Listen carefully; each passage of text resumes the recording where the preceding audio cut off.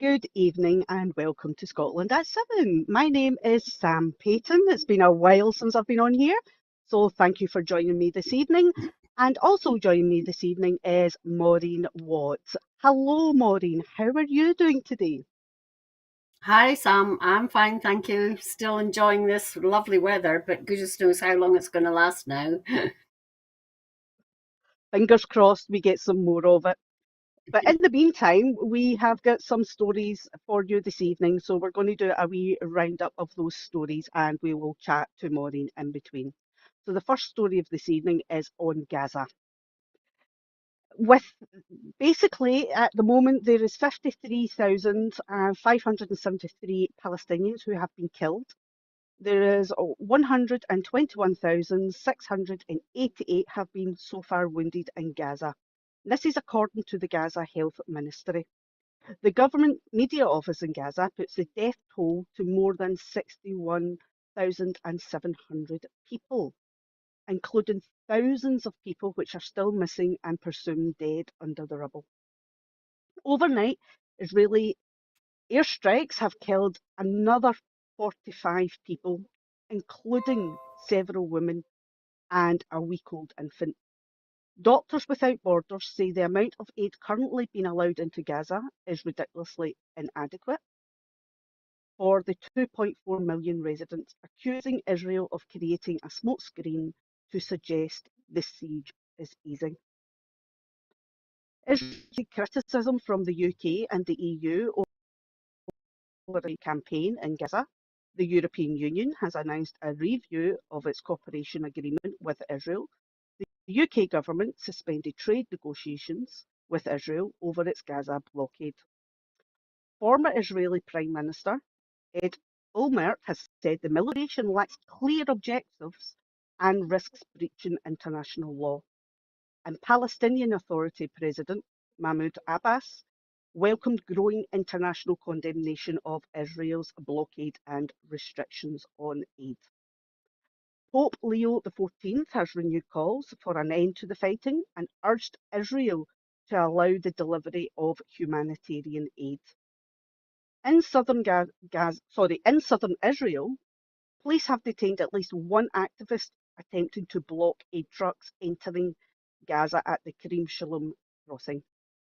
And Scotland's First Minister, John Swinney, has condemned Israel's renewed offensive in Gaza and restrictions on humanitarian aid, calling for an immediate and sustained ceasefire and urging international action to secure lasting peace. Maureen, I'm going to ask you quickly. We've all been seeing these stories and pictures on social media and on the news. They are heartbreaking. And currently, at the moment, there's thousands of aid trucks waiting at the Egyptian border to get access. What more can we do? What more can the Scottish Government do? What more can the UK Government do? What more do you feel that us as people, what can we do to get aid in to help these people? Well, I think we should keep giving to disaster emergency appeals so there is more food and supplies available. As you said, Sam, there are hundreds of thousands of trucks waiting to take aid in, and they're being denied by the Israeli government, which is genocide. I mean, I've been saying that for months on this program, and so have many others. And I think at last, the governments that have been supporting Israel are seeing that they have gone far too far on this. I mean, they still absolutely want to obliterate Gaza and all the Palestinians in it. And this is what we're seeing on a daily basis on our screens. The Scottish Government can keep putting on pressure, but Westminster is in charge of foreign affairs, and they must be the ones that keep the pressure on Israel now to let aid in, because otherwise it is just genocide. People, and especially young children, women, and elderly people with disabilities are the ones that are being hit the most. And I don't know if you've seen some, doctors who have gone there with Médecins Sans Frontières or other Yes. aid agencies, and their reports back. They are horrific. How anybody can work there is really on me. They're so compassionate, and I really hope that things change soon. Yeah, thank you, Maureen. It's absolutely heartbreaking to be here and watching all these scenes. It's absolutely heartbreaking.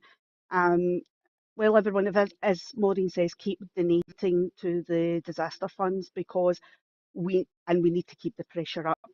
Now to our next story on Ukraine, another heartbreaking story as well, where the war continues with no firm ceasefire in place. A Russian missile strike on a military training site in Ukraine's Sumy region has killed 6 soldiers and wounded at least 10 others.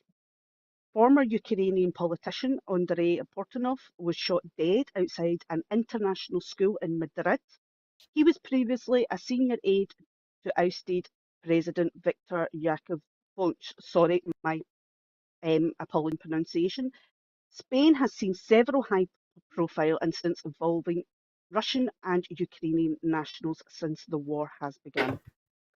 Ukrainian President Volodymyr Zelensky has accused Russia of stalling for time after Putin refused support a US proposed 30-day unconditional ceasefire. The US Secretary of State says Russia is expected to present a ceasefire proposal within days, which will help Washington judge Moscow's seriousness about peace talks. Pope Leo XIV has reportedly offered to host peace talks between Russia and Ukraine at the Vatican, and the Kremlin says no decision has yet been made on a venue. The UK and EU have imposed fresh sanctions on Russia, targeting financial institutions, energy exports, and Russia's shadow fleet of oilers. Ukraine is calling on the EU to go further, proposing the seizure of Russian assets, sanctions on buyers of Russian oil, including in countries like India. And the G7 finance ministers are meeting in Canada to discuss continued support for Ukraine and how to maintain pressure on Russia.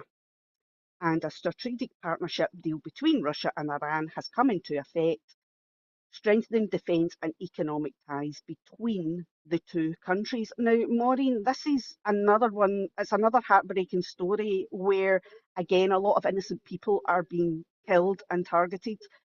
Um, Again, we have seen sanctions on Russia. We have seen the European Union, the UK trying all sorts of things, and it is still ongoing.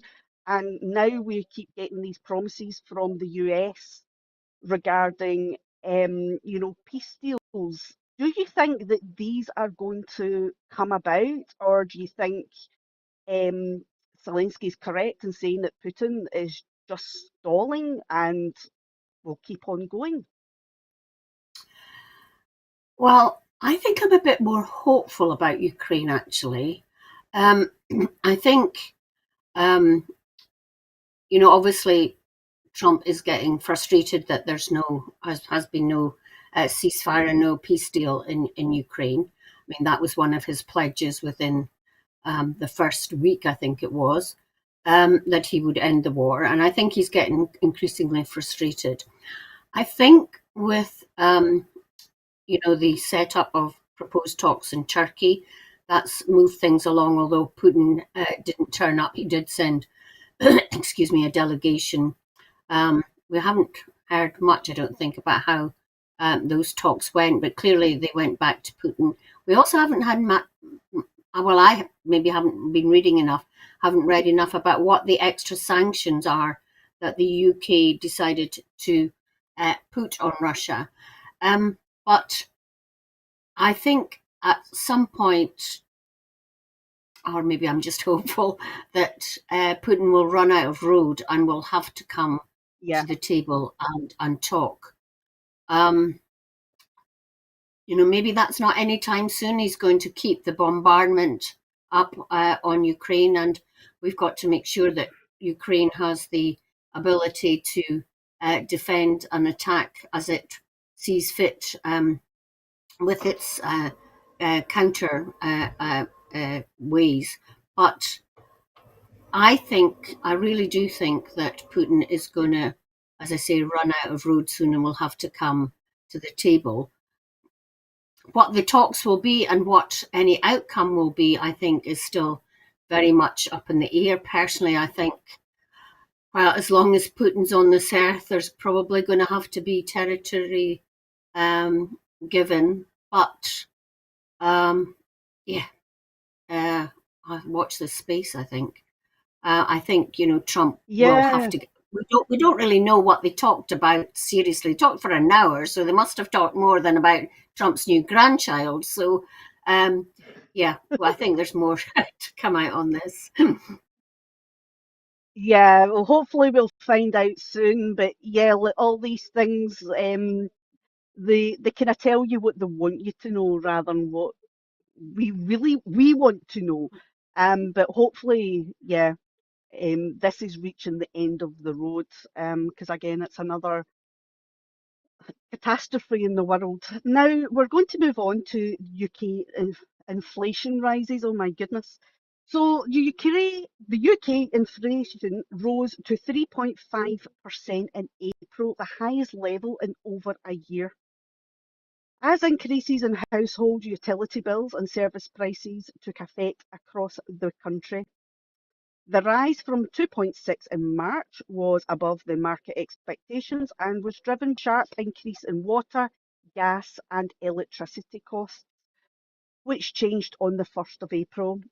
Water and sewage charges saw the steepest annual rise in 37 years, according to the Office of National Statistics. Higher airfares, influenced by the timing of Easter, and a rise in the cost of services also contributed. Services inflation reached 5.4%, partly due to higher minimum wage and an increase in employer national insurance contributions, which has raised business costs, and these were then passed on to consumers.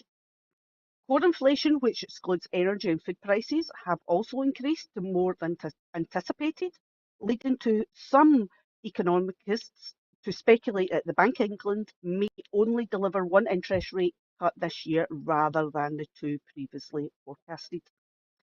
The Bank of England's long-term inflation remains at 2%, and the current rise has added uncertainty to the monetary policy planning. The bank has previously projected inflation to peak at 0.7% between July and September 2025 before easing. The Chancellor of the Exchequer has said the figures were disappointing and acknowledged ongoing pressures on working households. She highlighted measures such as minimum wage increases, fuel of duty frees, and recent trade deals as part of efforts to reduce living costs. The Scottish Government have responded by criticising the UK Government's handling of the SNP, have called for urgent action to reduce energy bills and described the inflation rise as a failure to meet election promises. Ministers in Scotland have highlighted existing support schemes such as the Scottish Child Payment and free public services as examples of measures aimed to ease the financial pressures on households. Now, Maureen, I'm just going to kind of go back to this one, which got me. The Chancellor of the Exchequer has said the figures were disappointing and acknowledged ongoing pressures on working households. She has highlighted measures such as minimum wage increase, fuel of duty frees, and recent trade deals as part of the efforts to reduce living costs. Now, me as a working mum in a working household, um, I don't see any easing whatsoever. I see costs rising dramatically. Now, has she got a point, or do you think she has completely lost the plot in the sense and how it affects working people in everyday life? Yeah, I think she hasn't got a clue how it affects people in everyday life. If you speak to anybody, they'll just say that rise in the minimum wage and any increases have just been wiped out by the increase in costs, and they still feel worse off than they were before. And I read an interesting piece which said that people on minimum wage, I think it was, we're all at least £15,000 worse off than where we should be as a result of the crash and everything that's happened since 2008. So we are all feeling worse off, and that's why people are frustrated with their politicians, talking about going to reform, and nobody is going to be able to sort it out in the short term, I don't think. The figures are obviously taken as UK wide and mainly on England, because water here in Scotland at least is nationalised, and the rise in water and sewerage charges haven't gone up as much as in England. But it's quite right for the Scottish Government to call on energy prices. I mean, they are still rising hugely, and nobody is, getting to grips with the energy companies, who are still making huge profits, to do anything about this.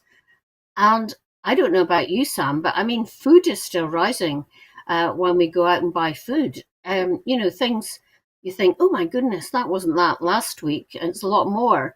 And people are definitely feeling the pinch and just feeling ground down, really. And unfortunately, there doesn't seem to be any light at the end of the tunnel, certainly not from this Labour government, who are carrying on Tory policies. I'll be honest with you, Maureen, right at this moment in time, I think they're worse than the Tories right now, and but yeah, the cost of food is absolutely ridiculous, especially for fresh food, which is Mm-hmm. terrifying, even for people trying to get fresh vegetables and fruit, and especially of good quality, because a lot of it is rotting a lot quicker than what it would be, because it's sitting in storage and warehouses by the time it gets to our shelves in the shops. Um, so yeah, it's tough times ahead, and yeah, uh, hopefully something gets done. Something needs to come to it again. That needs to come to the end of the road. Because otherwise people are really going to suffer come the winter, and we say that every year. But I think this winter is going to be a scary one for a lot of people. Right, And now the on thing to is, another we story. never, sorry, just quickly. And the thing is, we Go never for hear it, go for it, comparisons. Maureen. We never hear comparisons from other countries. So it's really not as bad, for example, over in France, or, places that we should be making comparisons with. It is the choices that our government is making at Westminster that's causing this. Yeah, that is very, very true. Because when you look at France and Europe, they've got plenty of fresh fruit and fresh veg. And even though some things are rising, the price of fresh fruit and fresh veg, the prices are kind of quite stagnated. But it's what they're doing here is they've got us relying on supermarkets, and that's part of the problem. We've become so reliant on these big supermarkets and they kind of hold the monopoly in terms of costing Mhm. and pricing when it comes to our food. And yeah, it's terrifying when you go to a shop now. It really is. I dread it. Personally, I dread it. And I'm sure many other households do as well. Now we're on to, I'm sorry, we've got another depressing story tonight, but hopefully we can get a bit of positive positivity in here.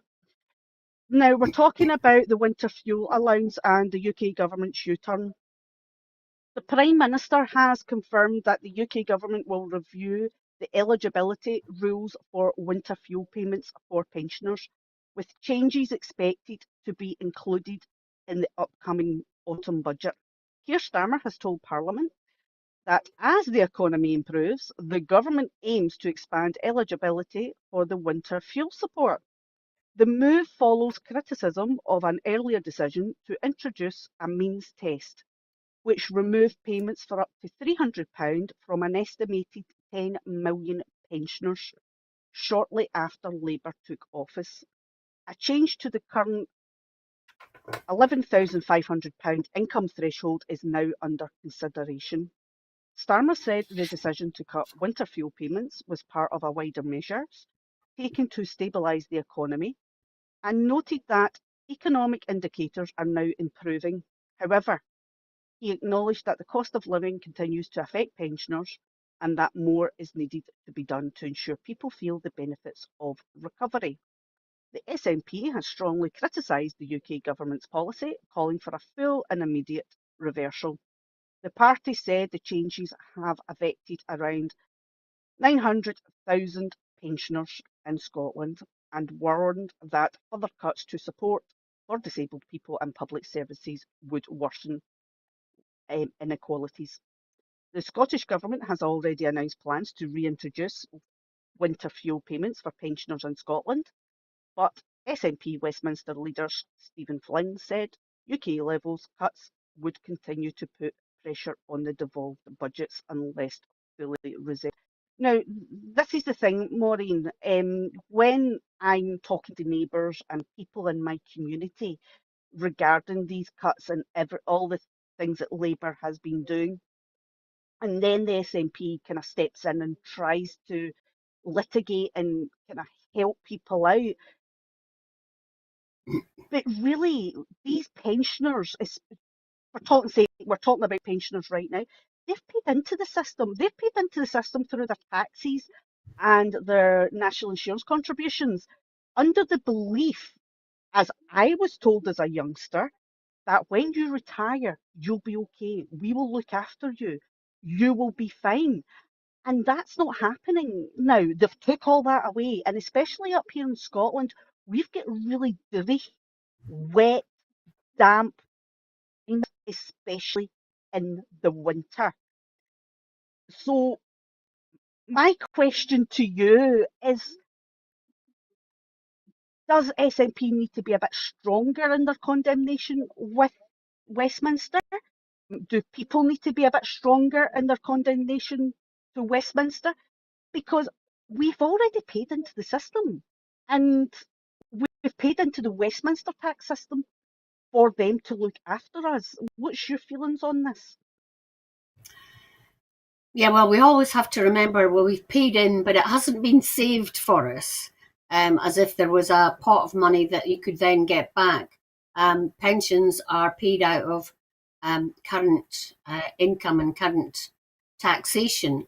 But having made the comparison with Europe on the previous item, pensions in the UK are one of the poorest in Europe.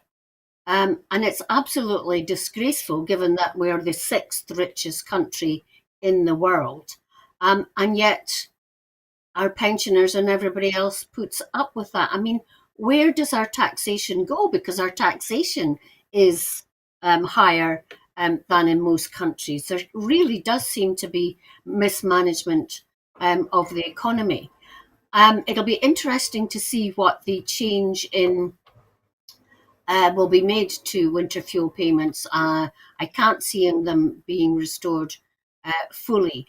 But what I wanted to say on the pensions, if people got a decent pension and knew what was coming in, then they wouldn't need that additional winter payment. But Gordon Brown said they would have to make the decision soon if it was going to be in the autumn budget. These figures need to be worked out soon. So how far down the line Keir Starmer is at working that out, I think our journalists need to be pressing him on.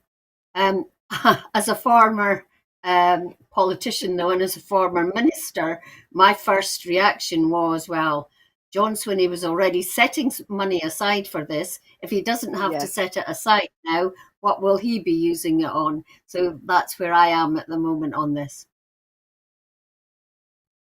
Thank you, Maureen. Well, at least he's been setting money aside, which is foreseeing what's coming. But I'm sure the money will get put to good use. But we shouldn't have to think like that at the end of the day, because we're all paying into the system. But yeah, it seems to be a mismanagement of money, and we need the journalists to start putting pressure on, I think, and asking these questions. Now to move on to our next story, which is the government scales back Brexit border posts after a new EU trade deal. The UK government has confirmed that several post-border control facilities built at significant cost will be scaled back or decommissioned, followed by the recent trade agreement with the European Union. DEFRA acknowledged that the UK and EU agreement reduces the need for checks on EU imports, meaning some of the infrastructure constructed to manage post-Brexit trade is no longer required. Ports across the UK, including Portsmouth, have invested heavily in preparation for the checks.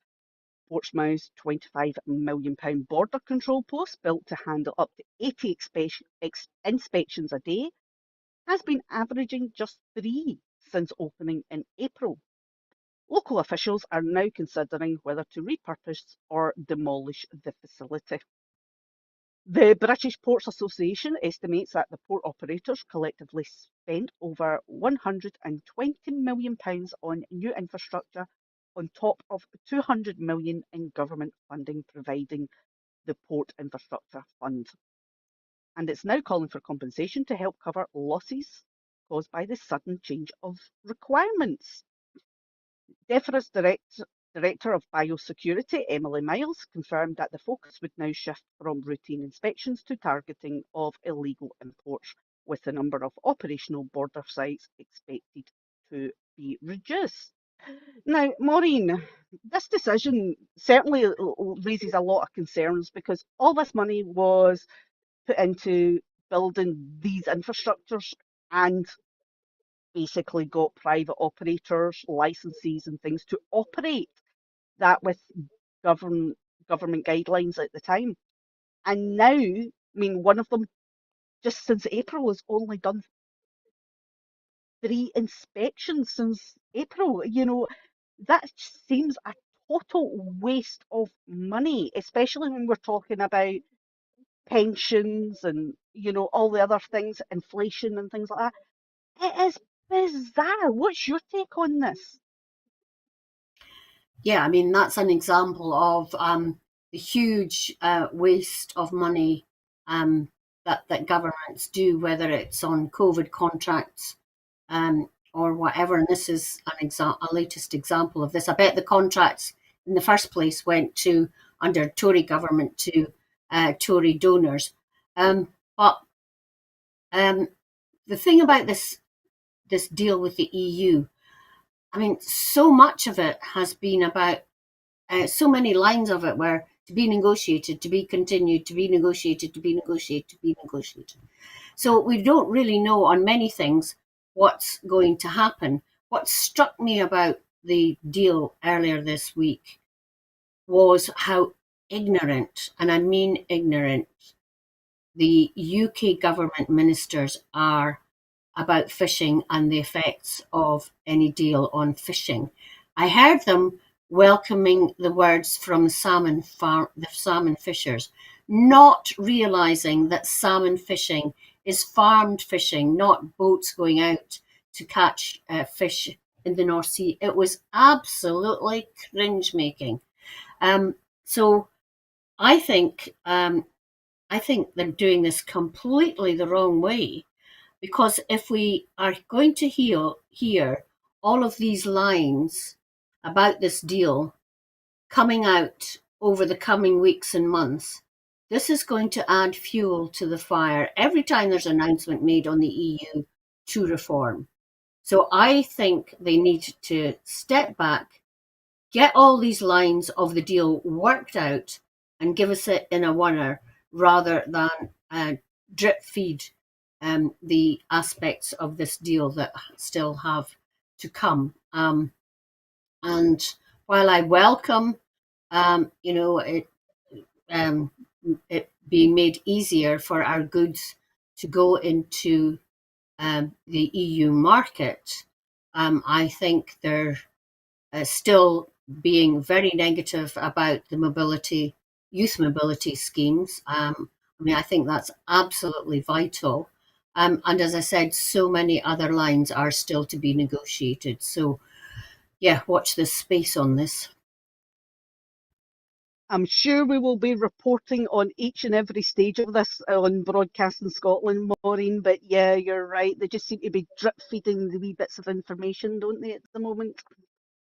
Now for our next story, Scotland must act to achieve climate goals. The UK Climate Change Committee has warned that Scotland must act quickly and decisively to reduce emissions after repeated failures to meet climate targets and recent rollbacks on key policies.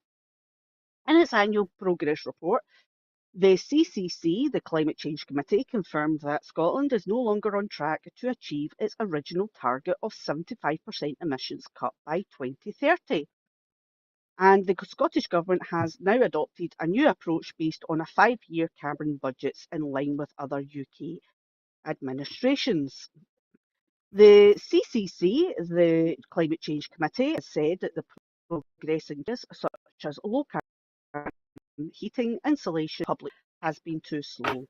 Ministers have abandoned plans to reduce car miles, scale up heat pump installations, and fund peatland restoration and tree planting required at all levels.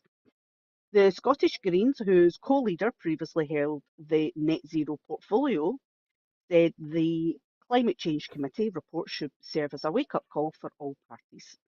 They warned that political consensus on climate targets in Holyrood has not been matched by action and criticised the government for stripping ambition from its proposed legislation on clean heat.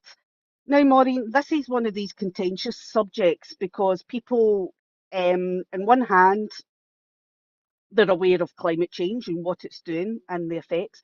But on the other hand, it's the costs of moving over to cleaner energy and the transitions of moving over to cleaner energy. And here in Scotland, we're not any different from any other country in the world. We have those transition issues. What do you make of this? Because obviously we did have this big promise of the 75% emissions cut, sorry, my apologies, by 2030. And there's a possibility we might not reach it. We might only make 57%. Do you think there's something else we can be doing? Or do you think under the current climate of the political world, i.e. what's happening just now in Westminster and how our budget is controlled, that we're doing the best we can? Yeah, that's a difficult question to answer, I think. So, my reading of the climate change report was that Scotland is on the right track, but we're not going to meet our short-term goals, but we could still meet the longer-term goals. Yeah, And I can see where they're coming from on that. An awful lot of emphasis has been put on heating. I don't know if you agree with that, Sam, but yes, um, yes, heating our homes and installing heat pumps. And so many of our homes, especially, for example, in Glasgow with a huge amount of tenement living, is impossible to install heat pumps. yes, Things like insulation and wall insulation and stuff like that are things that we should be looking at more. And even in, individual detached properties or semi-detached properties, installing heat pumps is often not the answer if your home isn't well insulated in the first place. And a lot of our homes are timber framed home, which cannot be easily insulated. So we should be looking at things like, in my view, much more solar energy on roofs and battery storage in sheds or garages adjoining. I don't know why the emphasis on heat pumps was so great. I think there are other forms that we should be looking at. I've heard that, if you have an electric car and, I still have range anxiety living rurally, that there are not enough charging points. And if the charging points are there, they don't work. I think there's still a lot to be done in that area, although Scotland is well ahead of the rest of the UK in terms of installation of these. So I think we should still be very ambitious in this field because I think it's the right thing to do for our children and grandchildren. There's no word that the climate emergency has gone away. So I think we should still be working hard to it, be more strategic in the work that is being done. Thank you, Maureen. That was amazing answer. It was pretty much everything that I was hoping you were going to say. But yeah, I mean, the thing is in Scotland, our climate doesn't make it easy, especially when it comes to heating our homes, because we have in the wintertime a very damp climate.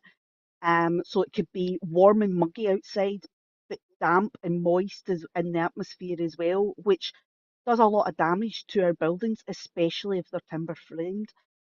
So yeah, we've got a long way to go, and I think we're getting there. I'm positive we will get there, and we're doing our bit. And as she says, we are further on than the rest of the UK.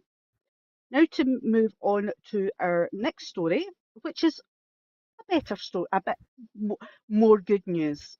New hydrogen plane factory. Zero Ava, a US-based aviation company, has announced plans to open a hydrogen electric aircraft manufacturing facility near Glasgow Airport by 2028. The move is expected to create around 350 skilled jobs in the area. The new Hydrogen Centre of Excellence will be based in the Advanced Manufacturing Innovation District, Scotland in Renfrewshire. It will focus on producing key components of hydrogen-powered aircraft, including fuel cell stacks used in Zero Ava's propulsion systems. These systems are designed for regional aircraft such as the ATR twin turboprop.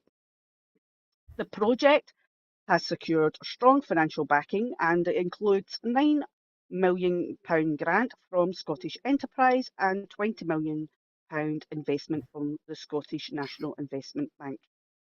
And they've also received £32 million from the UK government's National Wealth Fund. Zero Ava says it's already received engine orders worth over $10 billion. The company is currently working on a GAIN certification from the UK Civil Aviation Authority for its ZA600 powertrain. This engine is expected to enter service in late 2026 or early 2027. And a larger version of the ZA1000 is also in development for the aircraft with 40 to 80 seats.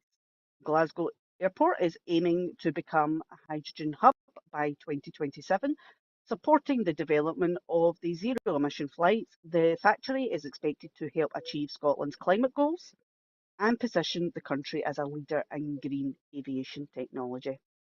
And the centre will play a key role in developing sustainable alternatives for regional air travel, helping aviation industry cut carbon emissions in the years ahead. Now, Maureen, what's your thoughts on this? Now, I'm going to be completely honest here. I know very little about plane technology and aviation technology, so I'm hoping you're an absolute expert on it. What's your take on Absolutely. this? Absolutely not. I mean, on one hand, I think it's hugely exciting and it's great that Scotland is at the leading edge of this. We sometimes forget, if we just listen to our news on the mainstream media, just how good Scotland is still at innovation. You know, it's not just John Logie Baird way back when. It's still, we're still inventing and making things that are cutting edge. And I think the fact that the aircraft factory is being based in Scotland, in Renfrewshire, near Glasgow Airport, near so many of our universities that are tech orientated, I think is absolutely great news.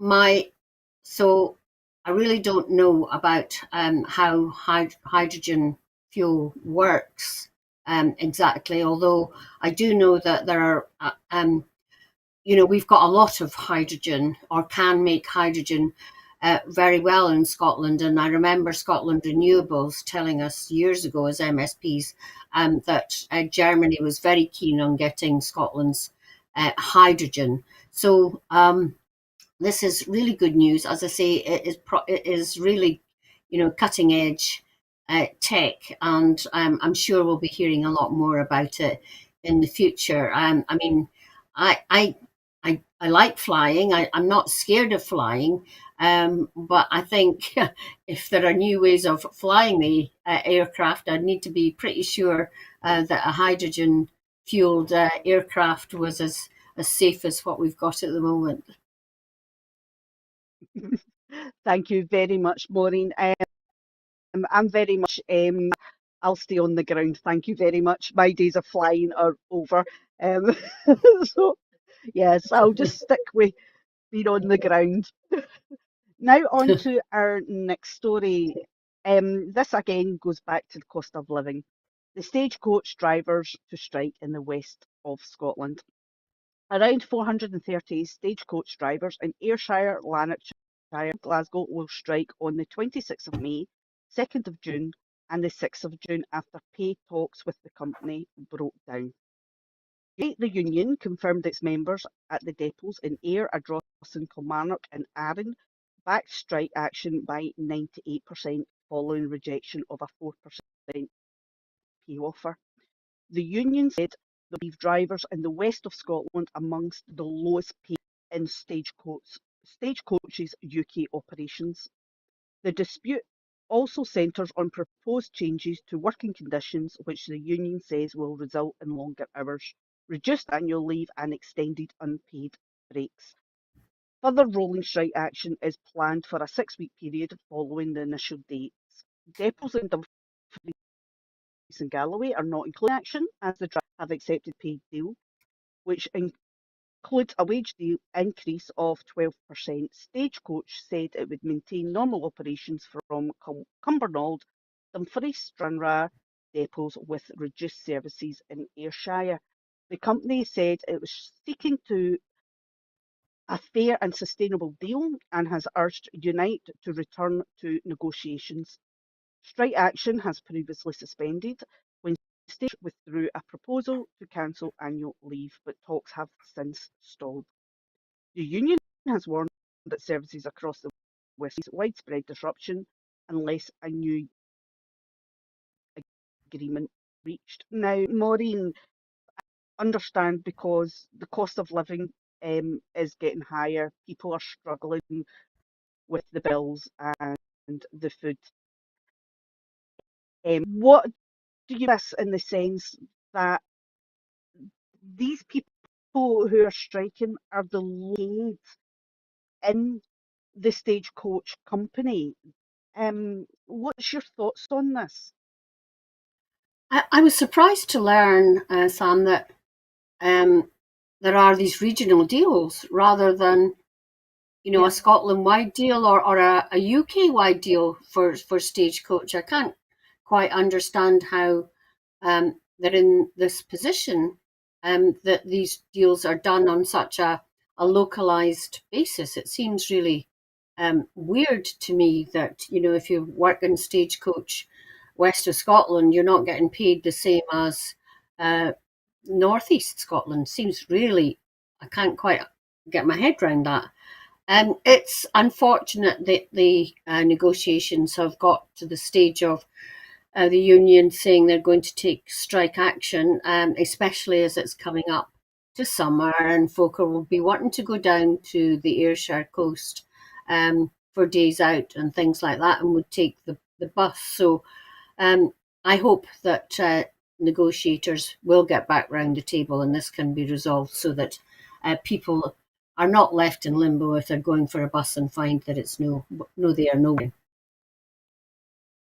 thank you, Maureen. But yeah, I found it quite bizarre that the wages were different rates for different areas and different depots. That quite bizarre myself because you just assume because it's one company that everybody would be paid roughly the same rate.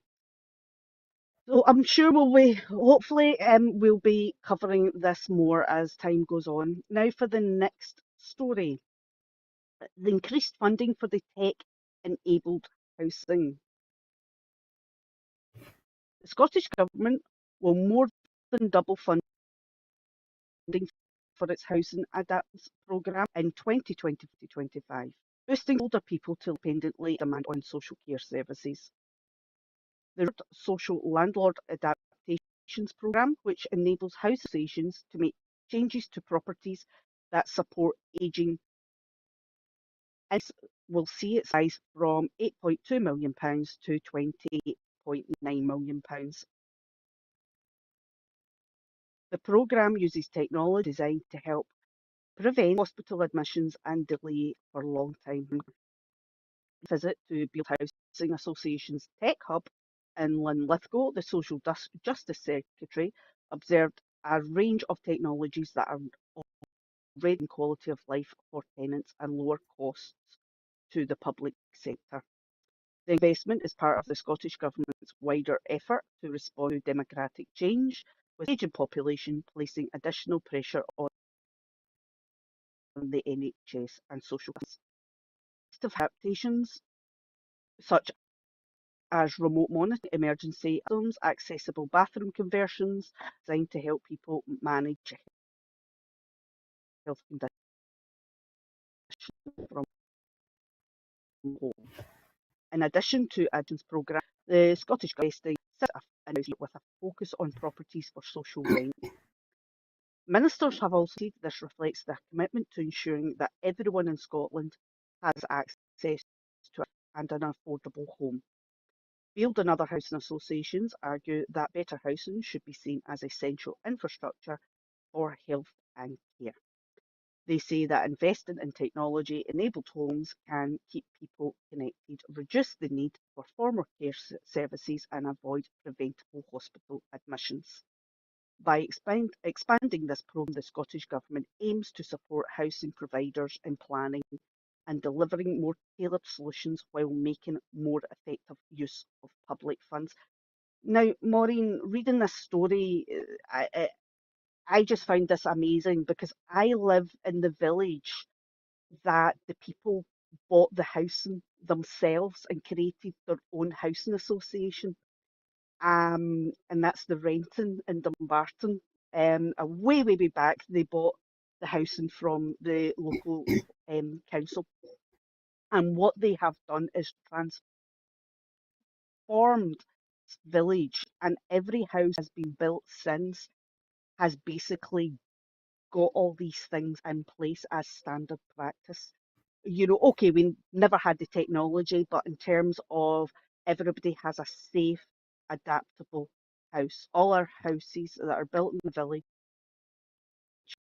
are safe, adaptable, and are suitable for all sorts of medical needs. So it's great for me living in the village. It is amazing and great to see this idea, this thing being rolled out. What's your feelings on this? Well, I think two things spring to mind is one, we know that we're not building enough houses, and we're not building enough houses that are suitable for older people or people with disabilities so that they can live independently. And that needs to start right at the beginning when we're considering building houses. Secondly, also, we know that there is huge amount of delayed discharge from hospitals because houses do not have adaptations for people coming out of hospital to meet their new needs, and that's taking ages. And thirdly, because there's such pressure on the care system and a lack of care workers, we really need to put in place all the sorts of tools and adaptations that can be done tech-wise to relieve care workers to do the things that they really need to do. So I think this is good news that it's going into this fund, but given that this kind of things happen in the Renton Housing Association, you wonder why it's not standard practice in other associations to get this work done as quickly as possible. So hopefully this injection of money, you were breaking up a bit, and I couldn't hear some of what you said, Sam, but this is good news that there is this tech hub and that people don't have to reinvent the wheel every time, and that practice can be shared, good practice can be shared and learned, and Yeah, we can thank you, just get on Maureen. and But do. no, yeah, the kind of breaking up again here. But no, it's amazing. It's fantastic. Here the people just kind of got together and basically started their own housing association, and that's gone back about 30 years ago. It was a very, very long time, and it totally changed a rundown village into Mhm. something completely different. And it gave everybody the right, and that was based on these people, parents and grandparents, that everybody had the right to have a safe and affordable housing, and it could be adapted. So that is just, I love this story. So now for the next story, support for young farmers, or sorry, I should say support for young people entering farming. More than £2 million in funding has been announced to support young people beginning their careers in agriculture, with new training and apprenticeship programmes launching across Scotland. Agriculture Minister Jim Farley has confirmed the investment at a joint summit held by the NFU Farming Scotland and the Scottish Government, focused on new entrants to the sector.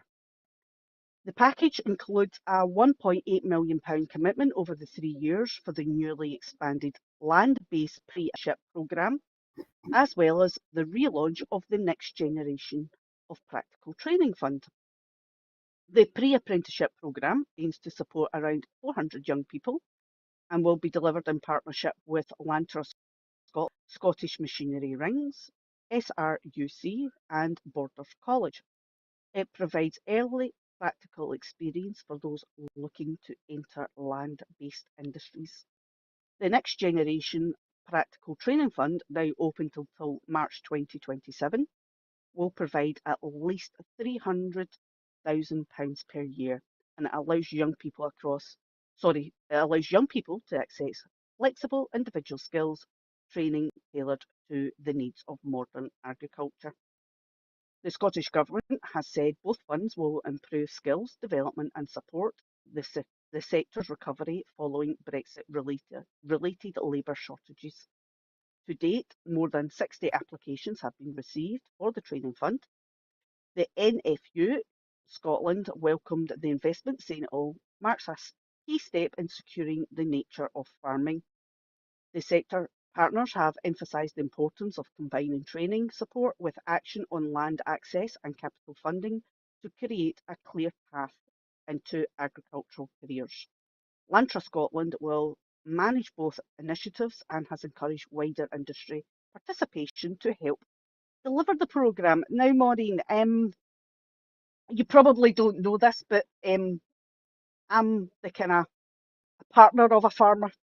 So this again was quite interesting, because what I know, there is a shortage of them trying to get people to, and at the moment they've got into silage.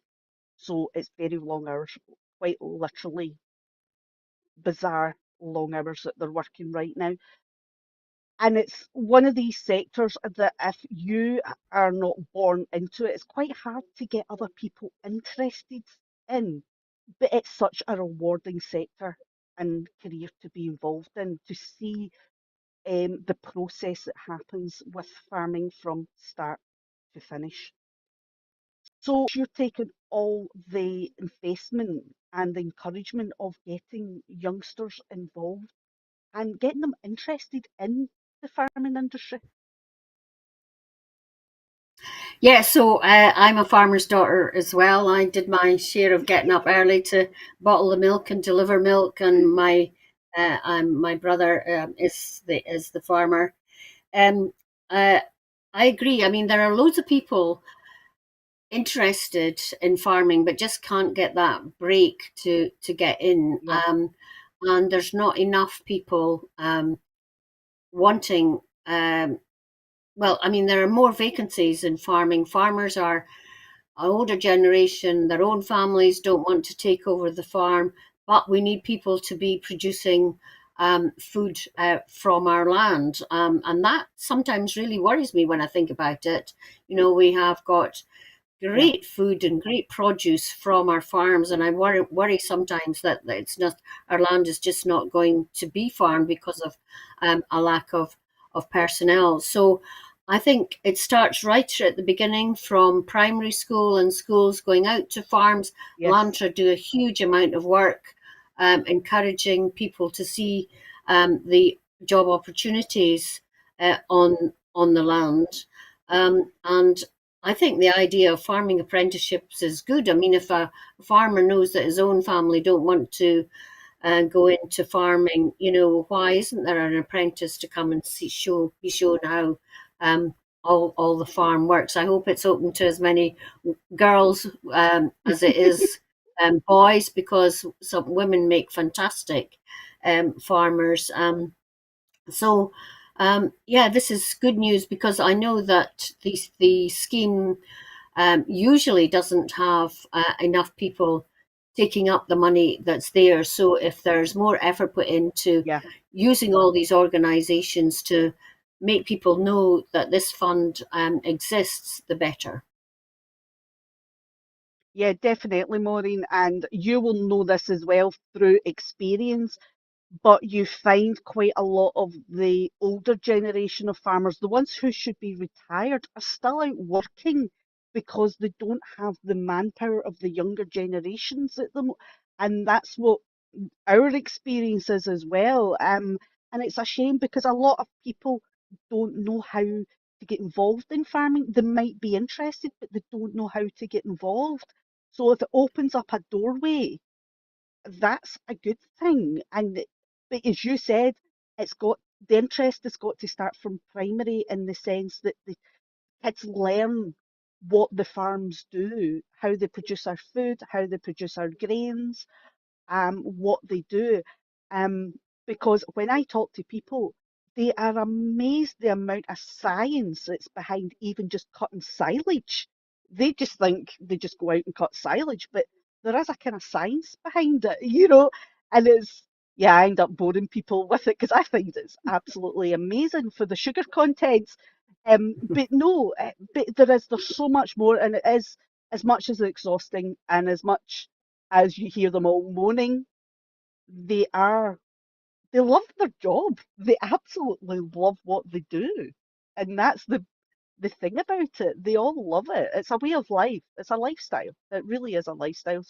And it needs to be supported more. I think that our farmers deserve to be supported more. And yeah, get the youngsters involved. Let them see what happens. Yeah. Should Now also for be our open final to. story. Oh, sorry. Sorry. No, I No, was on you going to go, say Maureen.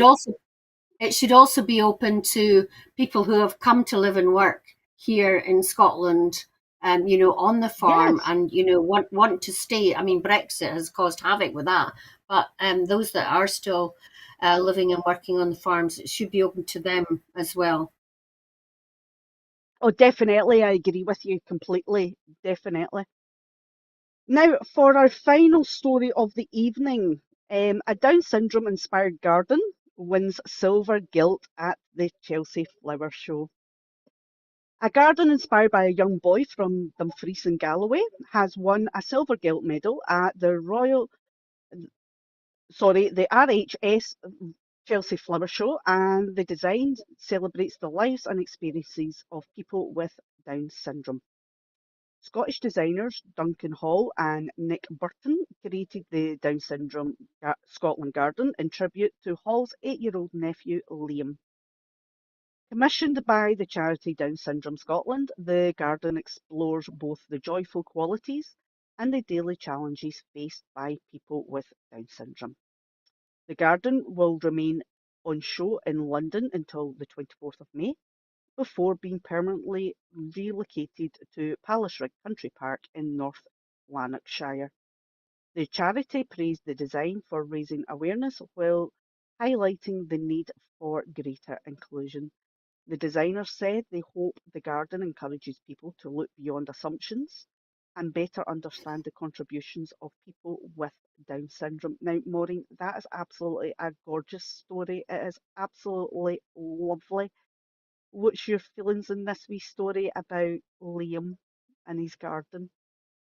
I mean, it's absolutely great, isn't it? I mean, I'm went to It's Chelsea last year for beautiful. the first time, and I'm an absolute convert. I want to go back, but so I watch it on the telly, and um, these gardens are super. There's one that was quite a number of years now. At Chelsea and is on the roof garden at Aberdeen Royal Infirmary. And I think there's one from Arbroath as well. But a lot of charities couple with designers to have their gardens, like Alzheimer's and, Down syndrome. People are just such a joy. And, compared to when I was little, they do so much more now. And the thought of someone with Down syndrome input into a garden is, as you say, Sam, such a joyous story. And wherever it is being relocated to North Lanarkshire, I didn't quite catch. It's something that will probably be on my to visit list. Yeah, me too, Maureen. It is the Palace Rig Country Park in North Lanarkshire. That's where it's going to be relocated to. I think I'll be going a wee visit as well because it's a gorgeous story. It's absolutely gorgeous. Well, thank you, Maureen, for joining me tonight, and thank you everybody else for joining me at Scotland at 7. And just before I disappear, I just want to remind you at Broadcasting Scotland, we depend on the generosity of our supporters. Everyone here is a volunteer, and we give up our time. And the shows run basically, we rely on your donations. And if everybody, or if you can afford it, could pay £5 a month, that would make a huge effort to us giving you these programs. If you cannot afford to pay the £5 a month, if sharing the information also helps us as well, and we really appreciate it. So, in the meantime, we will be back tomorrow evening with another show. But thank you so much, and thank you so much to Maureen, and thank you for all yous, our viewers. I was going to call you listeners there, but no, you're viewing. And we will see you soon, and I will see you next Wednesday again at Scotland at 7. Thank you so much for watching.